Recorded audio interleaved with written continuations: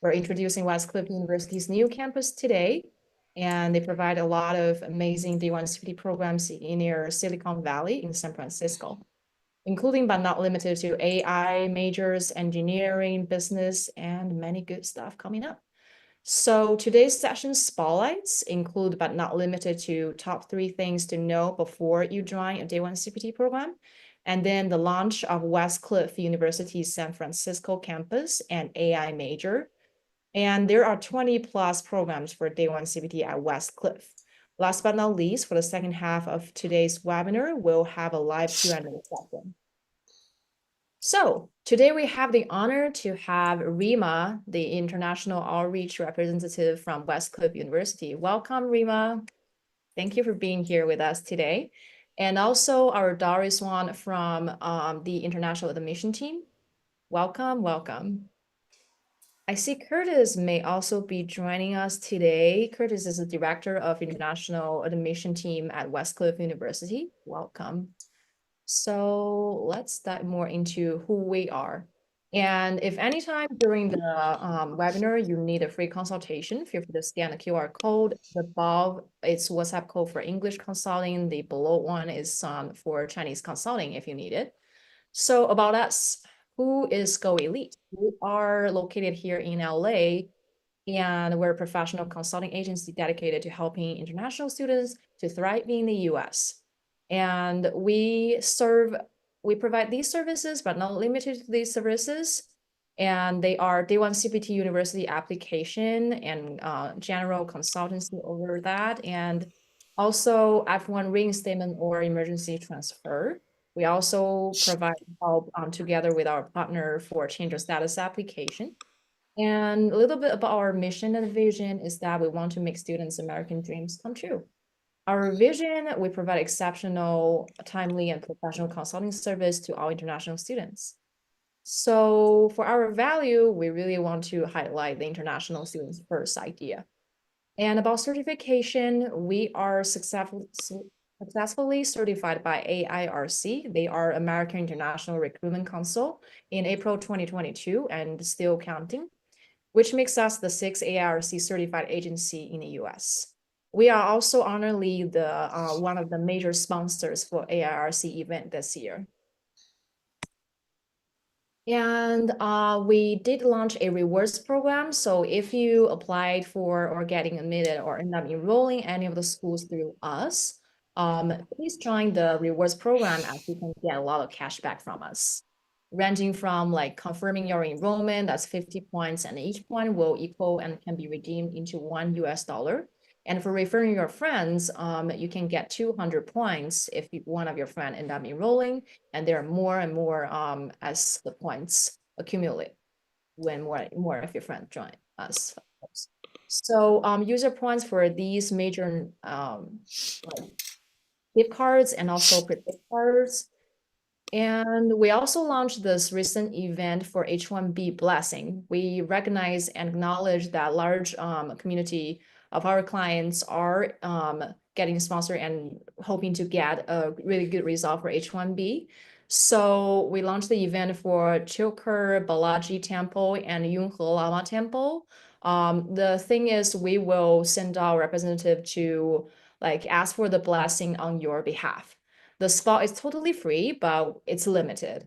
And as I said, there are representative who will go to the temple and send back your blessing notes. So check out the event. Let us know if you're interested by scanning the QR codes.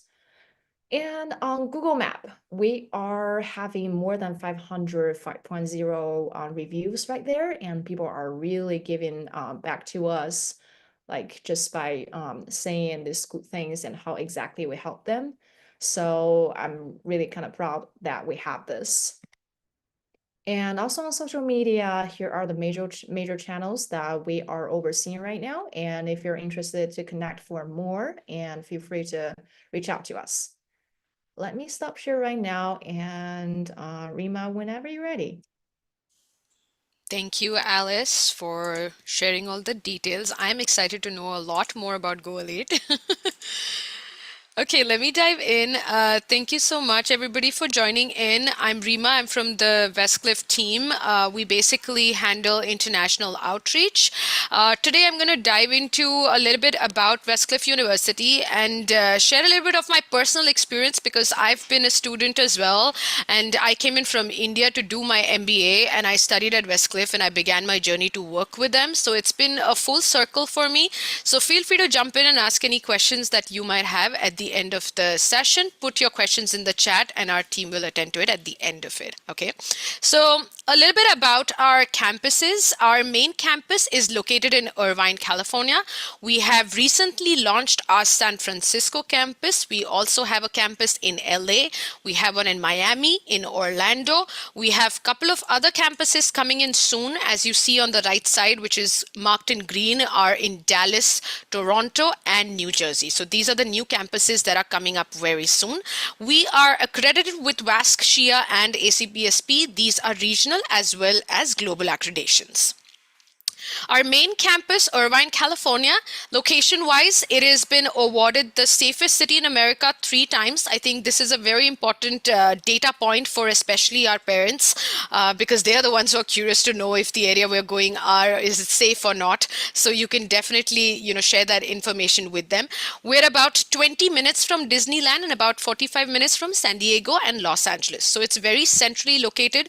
It's also got a lot of companies around. So it is in like a technological hub. So feel free to check out our location on our website.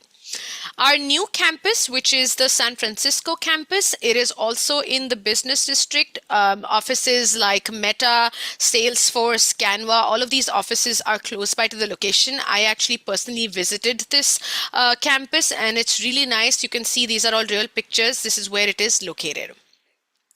A few facts about Westcliff University. We currently have 5,380 students enrolled as of 2024, 103 different nationalities. We are very proud of the fact that we have a very diverse set of population in terms of our students. A 10:1 student faculty ratio, so it makes the interaction with the professor and your peers much more personal.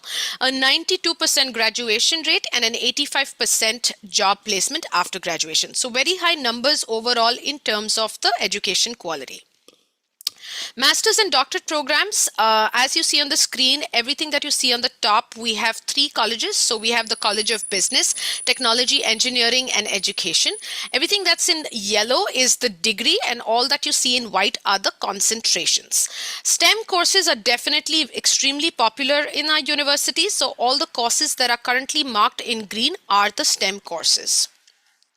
The course format. We have 2 course formats that we basically follow. One is the professional format, which is basically an asynchronous schedule, which happens 1 weekend as a residency, 3 full days of class time. So basically Friday, Saturday, and Sunday is when you will spend your time on campus physically being present. Throughout your session, you will be interacting online with your team members, with your professor and all of that, but your physical presence on campus will only be once per semester. If you do the on campus, then you have the weekly classes, which is every week you go to class once every week, and all of those programs are available in the Irvine campus, and for the Los Angeles one you have the MBA and the DBA. Now how the classwork really works for all formats is that you have an initial post, which is a discussion question that you need to make by Thursday, and then you have your peer responses, which are due by Sunday 12 p.m. okay, and then you have the projects and the papers. So like on a bi-weekly basis, you will have APA formatted papers that you need to submit, which need to have citations and research work that has been done on them. And then you basically have to submit these papers by Sunday at 12 p.m. How to apply? So the process of application is pretty simple. Make sure that you get in touch with the Go Elite team when you are making the application. So you will make an online application. You will attach your passport. You will attach like your diploma and transcripts. For undergraduate, the GPA requirement is 2.0. For graduates, it's 2.5. For English proficiency, we accept several English proficiency exams. Feel free to get more data again from the Go Elite team. We do accept MOIs. So MOIs are, accepted by us. So if you do not have an English proficiency, you can still make the application with the MOI letters. We do not require GRE, GMAT, and SAT scores. This was a very important aspect when I was applying for my master's, because a lot of universities in general do require this, and it's very time consuming to do these exams. So we kind of skip that and we don't require them. So it makes the process much easier. At the bottom of the screen, you will see the scores for TOEFL, IELTS, and for Duolingo. For our degree program, tuition for our international, it is 17,520 for the bachelor's program. For the master's, it is 14,742. And for doctorate, it is 15,858.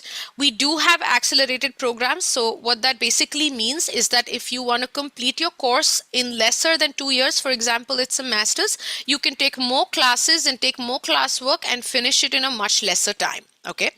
Housing, living roughly comes to the range of between 800 to 1200 per month, and tuition fees can be paid either semester wise or monthly payment plans are available. So you don't need to feel the pressure of paying all of this amount at one go. Okay. Scholarships. Scholarships are a very integral part to Westcliff University. We have multiple scholarships that are awarded. Up to $10,000 of scholarships are awarded to students. Okay. So this is a separate application from your initial application. So make sure to go to the website and start the process. So the first step is going to be making sure you have the minimum qualification, which is the minimum GPA. Then you will draft an essay based on whatever, resonates with you the most. So for example, if let's say the founder scholarship resonates with you the most, the essay will be around that. And then you will submit that essay along with, any letter of recommendation, any awards that you've probably previously won, and then you will make the final application. So you make sure that you are making a separate application for all scholarships that you might want to apply for. Okay. CPT. Now, CPT is a very important aspect to Westcliff University. We have something called as Day1CPT. I think you all must be familiar with that term. What CPT basically means is that while you are studying, you are able to work either part-time or full-time on campus. So part-time is 20 hours per week, full-time is more than 20 hours per week. Now, what you require for this is you must make sure that you're approved by the university and the DSO for a 12-month duration. During this program, you will have to take an extra credit per semester, and you must make sure that wherever you're working, whatever company you're working for is related to your degree. So if you're doing, for example, an MBA, it should be related to a business that you are probably working in. Okay. You're required to take an internship course online, and you can either do your CPT, like I said, either part-time or full-time. Okay. And of course, if you have more questions, please make sure to either reach out to the Go Elite team or contact your admissions advisor. Now I'm going to dive into the MBA program concentrations. So in the MBA program, we have, of course, the non-STEM and the STEM programs. Our new program that we have launched is the Applied AI in Business. This is something that I'm going to talk about more in detail. If you're interested in the hospitality and tourism management, it's a non-STEM, but it's again a new program that we have launched recently. So MBA, concentration in AI, I think all of us are using AI in literally everything we do, and it's only growing more and more. I put out this quote from Sam Altman where it says that the fusion of artificial intelligence within executive education programs has become a cornerstone transforming conventional business methodologies. Now, we are in the day and age of really using AI and technology, at the tip of our fingers, right? So that's why we want to kind of encourage our students to even look at this as their concentration. What the requirements really are for this. So you need to have the credit hours where students must complete 36 prescribed credit hours, have a minimum GPA of 3.0 or higher, and have a course requirement of completing 8 courses totaling to 24 credits and completing 4 concentration courses totaling 12 credits. Now this is for your general MBA. So any MBA that you require, that you plan on enrolling into, these are the general requirements. Okay. Skill, strategy, and ethics. The objective is to equip the students with advanced skills and comprehensive knowledge to apply AI effectively in business, right?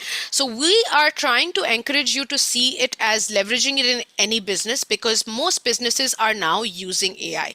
What it's going to do is it's going to help you in developing your skills. It's going to help you in, your focus on the program. So it's going to emphasize on how AI is really used in business. And we're aiming to give you a competitive advantage advantage so that you can be much, ahead of the curve already. The industries that AI is now in, I mean, we know that it's literally in every industry, so I don't need to go more in detail, but you can refer to this slide for the industries and for the job titles that are possibly in it. Admission timelines. This is an important slide. So first step is going to be the application. So make sure that you apply through the Go Elite portal, reach out to the team. There will be an admission advisor that will get attached to you the minute you make the application. Once you do that, you will get an access to your application portal. So every student gets an access to your individual portal. That will complete the application stage. Okay. Then we go into the admission stage, which is the second stage, where you will submit all your required documents. Your transcript evaluation department will check all the transcripts. You will make sure that all the advisory sessions are being attended by you. Once you do that, you will receive an acceptance letter. Then you go into the third bucket, which is the I-20 bucket. Once you're here, you will make sure that you complete your I-20 request form and attach documents like bank statements, sponsor documents, dependent documents, and then you will receive a digital I-20, which is free of cost. You do not have to pay for your I-20. Okay. Step 4 is service transfer. Make sure that you refer to your previous institution for any processes that might be needed. Keep in mind that the deadline for service transfer is 1 week prior to your start date. So if your course is starting on a certain date, just 1 week prior is the deadline. So please make sure you put that on your calendar. Then you go into the fifth stage, which is the enrollment stage, where the registration forms will be sent to you. You will make the tuition deposit, you will register for CPT, and you will communicate with the student service advisor for your class schedules and any academic counseling that you might need. Okay. Then comes the last stage, which is the registration. You will attend your NSO 2 weeks prior to the start date, where you will get more details about your classes and your coursework. Okay. Why choose Westcliff University? Number one, affordable tuition. So payment plans are available. Scholarships for international students up to $10,000 are available. It's an attractive location. Irvine has been awarded the safest city in America several times. We also have our new campus, which is the San Francisco campus, which is launched, which I think is the main interest of this webinar. So feel free to check it out. Work opportunities. You are able to work from day one if you have an offer letter in hand. So CPT and OPT are both eligible for students. If you do have a STEM course and a STEM degree, then you are eligible for an extension of 2 years of OPT. So it gives you a total of 36 months to actually be in the US and work with an organization. Flexibility, we have 6 start dates. Accelerated programs for bachelor's and master's students are available. You can either choose the on-campus format or the professional format, and we do not require GRE, GMAT, and SAT scores. That pretty much brings me to the end of the presentation. Thank you very much, and over to Alice to lead the Q&A session. All right, thank you so much, Rima. And that was a really nice presentation. Let me share screen real quick to start our Q&A today. All right.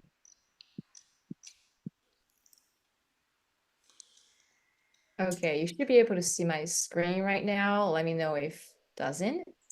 Okay, and again, if you have any question at all while we're talking and answering other people's questions, please put your questions into the Q&A session. You can see a little icon that says Q&A on your Zoom interface. It should be on the lower bottom. Okay.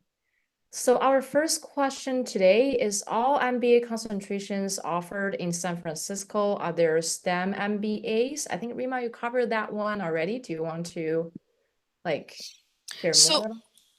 Are all MBA concentrations offered in SF? Yes. Just the professional format is currently being offered in the San Francisco campus. Okay, and that means compare San Francisco and Irvine, the main campus, they have the same set of professional MBA with the same concentrations options, right? Correct. Got it. And for the STEM MBA, I believe there's a chart that you show us for the STEM. There are like computer science, AI is definitely one of them. Yes. And so you mentioned hospitality is a non-STEM. So there are several options if you're asking for a STEM MBA. Correct. Okay, thank you, Rima. And the second question here is, do I need a new offer letter from my employer to start on CPT with the same employer? I'll leave that one to you, Rima. I will Okay. I will leave that to Doris. Yeah, I can answer that Thank you, question. Doris. Thank you. Yeah, of course. So yes, we do need a new recent offer letter from the employer to start on OPT.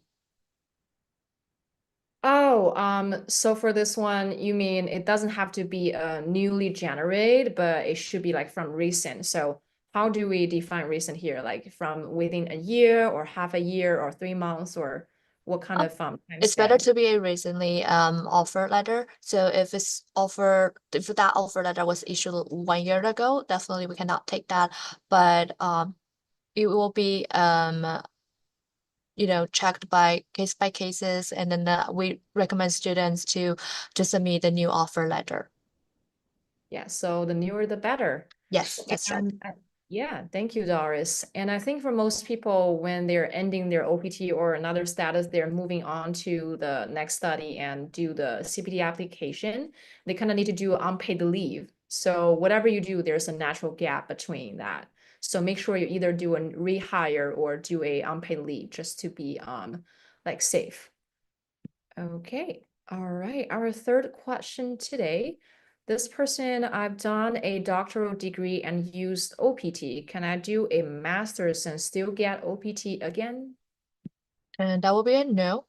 Because once the student have done doctoral degree level and then they want to go back for a master, it's not a progressive degree level, so they're not eligible for OPT. Got it. Thank you, Doris. So, for example, if we reverse the order, this person done MBA already and move on to DBA. In that case, will this person get OPT after DBA graduation? That's right. So if the Okay. DBA is their first doctoral degree level program, yes, that they can definitely apply for OPT after completion. Amazing. So that's unless you're going up one level, but not going down, right? That's right.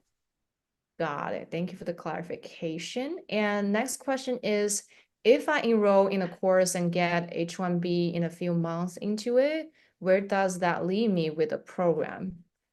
I think as a consultant, I do get this question a lot. Here I go elite, but that will be like something really personalized, individualized option. You have option to finish the program, which is what we always recommend to our clients, because that will show that you have a major intention to study since you were previously on F1. And that would make the story like look better for your future immigration processing. However, I do see people like withdraw from their program. That may be a choice too, but we will always suggest you to finish the current semester at least, and preferably the whole program. So what do you think, Rima and Doris? Yeah, I totally agreed with you. Students don't have to be an international student, F1 students to enroll or continue with the program. So if they do have the intention to complete their program, no matter what status they are currently holding on, they can still enroll and continue to study. Yes, absolutely. And don't forget there's scholarship opportunity available as well. So if you want want to get some burden off your shoulder, don't forget to check that out.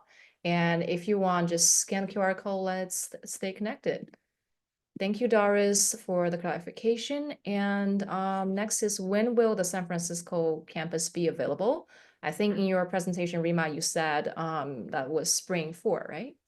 Or did I? Yes, that's correct. They can start applying. Yeah, start applying right away. And for spring 4, which month would that be, Rima? That will be March. The session start Oh, date will be March 3rd. So if you already have applied at the time, if San Francisco was not an option, now if you want to change to San Francisco campus, please contact your designated admissions advisor, and we would love to make that change for you. fantastic. Thank you. So that's March, like beginning of March, which is coming up in just 1 month. So if you want to join March San Francisco, just make sure to apply right away. If you want an application fee waiver, scan the QR code and let us know. And next question will be, how long can we do the CPT? Are we allowed CPT for the entire duration of studies? So international students can potentially do CPT from day one throughout the entire program. So just be mindful on full-time CPT if you are taking, for example, a master degree level for the first time, and then you never take advantage of your OPT for the same degree level.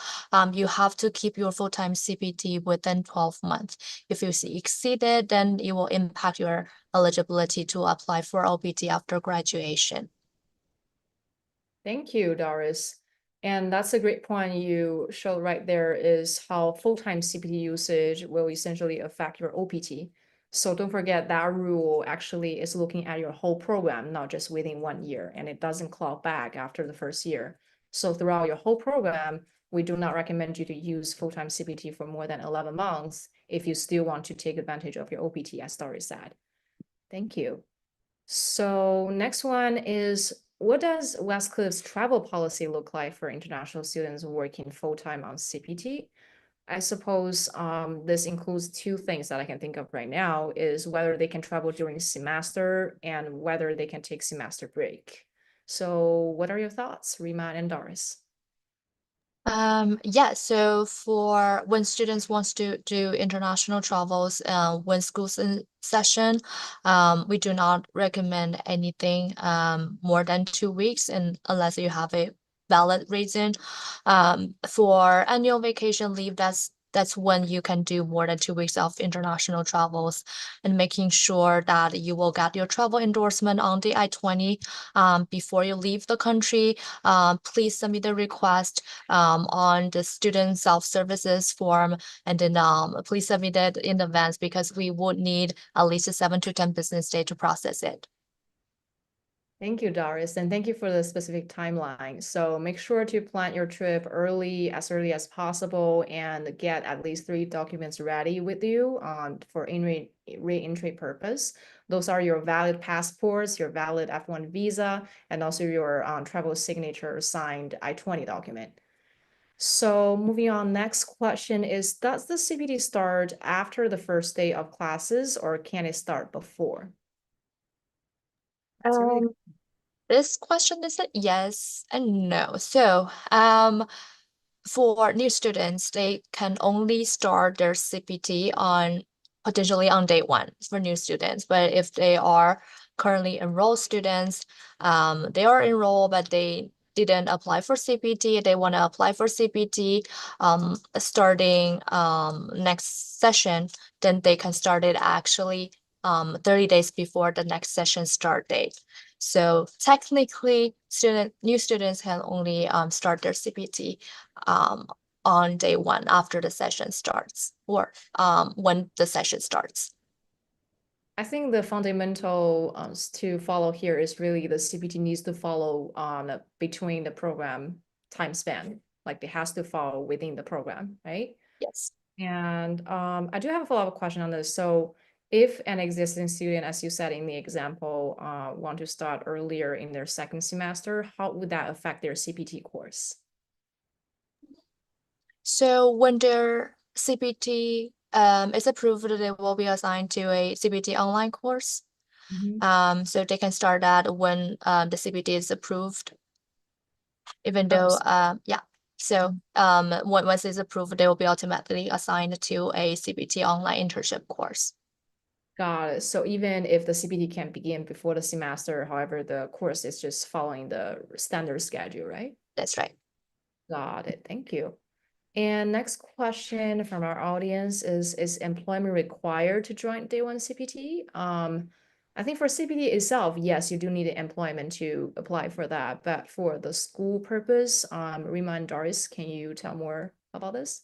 Yeah, just want to reiterate, offer letter is one of the required documents for CPT. So yes, you do need to get an employment before you actually apply for CPT. But enrolling in our program does not require students to have an employment. Got it. But is CPT required for the graduation, like completion of the degree? Um, I would say we do have a practical learning experience. CPT is not required, but students can use CPT to fulfill that practical learning experience requirement. If they do not want to apply for CPT at all, they can take the capstone, the smart capstone class, the last class they will take before that graduation to fulfill that requirement. Gotcha. So Darius, based on my understanding, is that the practical training experience is encouraged, but whether to use CPT or not is optional. That's right, because practical learning experience is required for all degree levels for graduation. Got it. Thank you. And next one we have is, do the employer need to acknowledge the CPT, or is it just the offer letter sufficient? Yes, because the employer has to sign on the cooperative agreement, so they have to. Yeah, and Doris, if in some company the employer is not willing to sign, is there any substitute or anything else that can work? Like Yes, we employment? have. Yes, we do have an alternative form for the some employers to fill out. We noticed that some big tech company like Amazon or Google, they prefer to sign another version of it. We do have that alternative form. So when you do have some difficulties, when you try to get your employer to sign on that cooperative agreement, you can contact your designated admissions advisor, and then we will send you the alternative form. Hopefully they will sign on that one. Okay, is there a title for the like alternative one? Like what would that be different from the previous cooperative agreement? Well, it's pretty much it's the same, but the verbiage is changed a little bit. I just don't I forgot that name. I don't have that at my top of my head, but let me find it. Is that It's just another form. We have it available for each program. So if they mention that the alternative form for instead of the cooperative agreement, then the designated admissions supervisor will send that form to them. Got it. Thank you, Doris. So at the end of the day, the employer needs to sign a document, acknowledge that the student is on CPT. Yes, For the yeah, the form is CLO verification form, CLO. Got it. Thank you. Mhm. And next one we have is, can I change jobs in between semesters? For CPT, yes. Well, if they have a change of their employment, they have to notify the change to the International Affairs Department, making sure that they have to notify them in advance to make that change. So the International Affairs Department, they will review. Okay. I think, as I can remember right now, there's a rule saying like within how many days you need to notify the school, right? Yes, so we will have that form available. They can find it on Student Self-Services Inquiry Form. So making sure to check that and then fill it out and then submit it to the IA in advance. Yeah, as soon as you get a new job, make sure you make the change. Thank you, That's right. Doris. Mhm. And next we got is, how many credits am I required to take if I'm on day one CPT and working? Is there like a minimum number of credits that is required?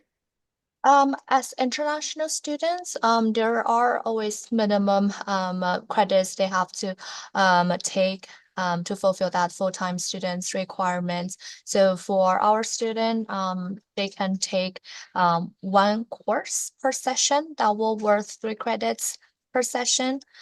So students can take 2 courses per semester if they don't add reduced course load. Okay, so in what situation can international graduate students reduce their course load? Like, If they have a severe health condition, then they will submit a form to the IA department and asking for a reduced course load. And also student services advisor, they will review it. And once it's approved, then probably they can take one session off. It's always we will be reviewed case by case. got it. And during such a situation, they're not allowed to use CPT anymore, right? That's right. Okay, thank you. next we have is if I'm taking MBA in Westcliff, then DBA, how long it takes to transfer MBA to DBA, and will there be a gap in CPT usage, I believe? Um, there will be, so it depends on when are you going to graduate from the master and when are you going to start from the DBA. So technically there will be no gap, but we cannot guarantee that. So if they are finishing up, for example, in April and they want to start in May, I'll say it's possible that they do not have any gap for their CPT, but it's not guaranteed. It's possible. Got it. I think in this case, the MBA graduate will also be calculated as like continuing student, right? Or existing. Am I right? They will be alumni. Oh, yeah. So that CPT issuance is also different, or it also needs to follow the beginning of the doctor. Yes, and then so the students for alumni, they will have the 20% discount on their tuition rate, and they don't have to pay the application fee when they apply for another program at Westcliff. Wow, that sounds amazing. Mhm. 20% off Yes. automatic scholarship Mhm. for alumni only. So next we have is, does the CPT start after the first day of class, or can it, oh, I think we have this one already. It's answered, and I'll briefly touch base on this, is that yes and no based on Doris' answer. And yes, for existing students who didn't use their CPT at the first semester, then you can start your CPT a little bit earlier at the second or the semesters after that. But for new students, if it's your first semester, then you're not allowed to do CPT ahead of time before the semester start. It has to fall within the program dates. All right, so next one we have is, does business AI major qualify for the extended OPT? I mean, I think they're asking whether it's a STEM. Yeah, it is. It is STEM concentration. Applied AI is a STEM concentration for MBA, and then also for Master of Science in AI, that's a STEM program itself. Hey, thank you. And next one is, if I do CPT for 2 years doing my business AI master's, can I do OPT after I graduate? Doris, I'll let you take over. So for if that's the first master program that the student completed, and then they did not do 2 years of full-time CPT, then yes, they can do OPT after they graduate. But if they do more than 12 months of full-time CPT, they do not qualify for OPT afterwards. Thank you. So a few factors speaking into this is that whether this is your first master and did you use OPT during your previous masters? If not, then you still have OPT eligibility on the basis that you don't use your CPT for full-time working for more than a year throughout your program. So there are a lot of factors speaking into this. Again, if you can't remember this recording of the webinar will be sent to your email used at registration, so no worries on that. And if you want more details, you can always scan the QR code and talk to one of our consultants. So, and does San Francisco campus offer MS in engineering management? I think, Rima, that would be for you to answer. Okay, it's time for Rima. So at this moment, MSEM is only available at Irvine campus for both formats, weekly and professional formats. Other than Irvine campus, MSEM is not available at any other campuses. Oh, so MSEM only available at Irvine. That's right. Got it. Thank you. Mhm. And next will be, what are the general documents required for application for day one CPT? I think that's a general CPT application. For CPT, requirements are first the application, the request form itself, and then you need to get a new offer letter. And then it will be the cooperative agreement, Or you can have your employer to sign on the CLO form, the alternative form that we spoke about. Other than that, you have to pay for the CPT online course fee for that session or for that semester. Thank you, Doris. And since we only have 5 minutes left for today's webinar, I'll try to go as fast as I could. So next is, can I work as a commission-based salesperson taking 1099?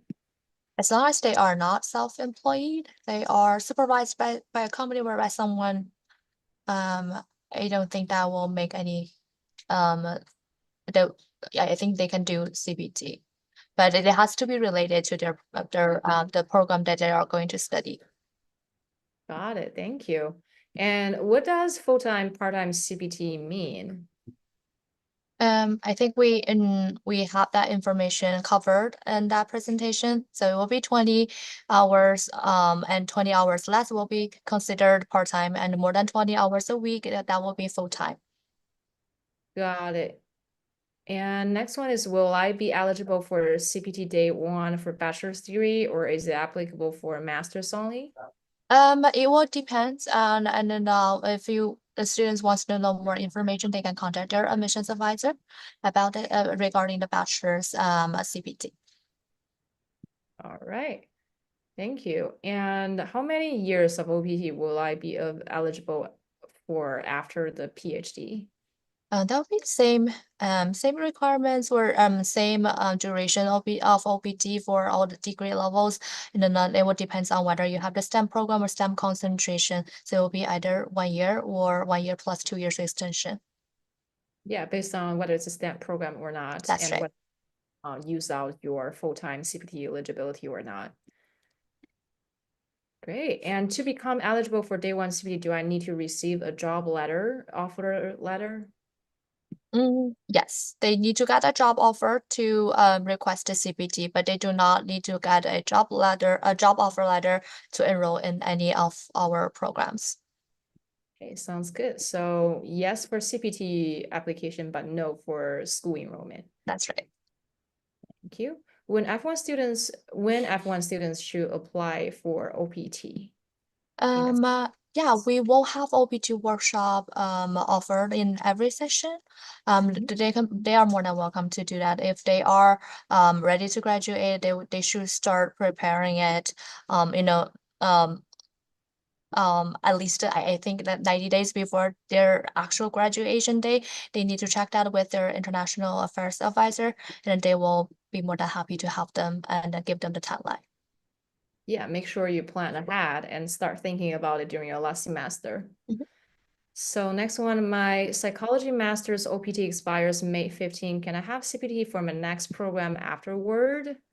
That would be, if you do a doctor, then yes, you're still eligible for another OPT, but you're doing another master's, then you won't be eligible for the same levels OPT again, because OPT is just one-time authorization on the same level of study, unless you go up one level.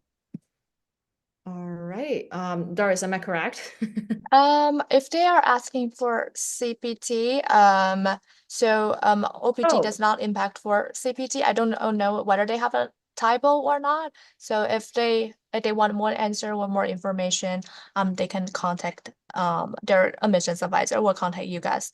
Because I'm not sure if that's the typo. Oh, thank you. Yeah, because now reading it, I just realized CPT for my next program afterward. I think it's the afterward that's getting me into thinking Yeah. right? Thank you. Thank you for catching that. Yeah, scan the QR code and let us know your specific question. And I think maybe let's get 2 more questions and then let's call it for a day. Does the HR need to sign the agreement or the supervisor can sign? Are they talking about a cooperative agreement or job offer letter? Yeah, so it has to be their supervisor or their employer, but it depends on the company's policy. If they can get their supervisor or employer to sign on it, that would be better. All right, thank you. Next one is a really good one. I think I'll get it. Can I apply to Westcliff on my own without Go Elite, or I can only apply through Go Elite?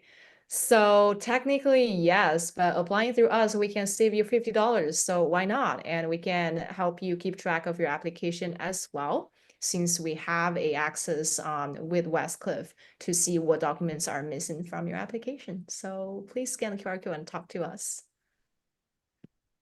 Okay, maybe one last question here. Do we want to get the rest for? Although it's yeah, let's get to it.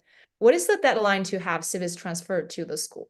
So we recommend students give us at least 7 to 10 business days to process their CVS record. So I would say 7 to 10 business days before the session start date. But if they have an urgent situation, they can let their admissions advisor know, and we will let them know that when is the last time to transfer their CVS record for that session. Got it. Thank you, Doris. So that's 2 weeks on calendar ahead of your semester start. And if you have emergency, that's case by case, but still just let us know. And next question is, do F1 students work on W-2? I think that's also a type of employment question that you can talk with your employer, but I figure that should be a yes. Okay, and we have last two questions. Do Westcliff offer Master of Science in Machine Learning? We machine learning, we don't, we have engineering management, but they can take a look of the courses they offer if they have some overlap courses, and they might want to apply to MSEM, but we do not have a specific program or concentration for machine learning. Yeah, or consider computer science or IT available, or the AI in business with MBA as well. So last but not least, if I'm a full-time employee working for a company to keep my visa status eligible, do I need to do part-time or full-time day one CPT? I think that's a personal preference. Like, what exactly is your employment tied into? Are you a part-time? Oh, you're a full-time worker, then you need to do a CPT for full-time, like full-time CPT application. That's right. Yeah, all right, that's pretty much it. And thank you all so much for asking the questions. Again, scan the QR code, and today's webinar recording will be sent to your email you used at registration. Let me stop sharing right now. Okay. Welcome back, and thank you so much, Rima and Doris, again for being here, presenting amazingly and answering everybody's question. And it's always our pleasure to have you back again. And thank you, Curtis, for being here too today. Thank you. Thank you. Bye, everyone. Bye. See you soon. All the best. Bye. Bye. Thank you. Have a good one.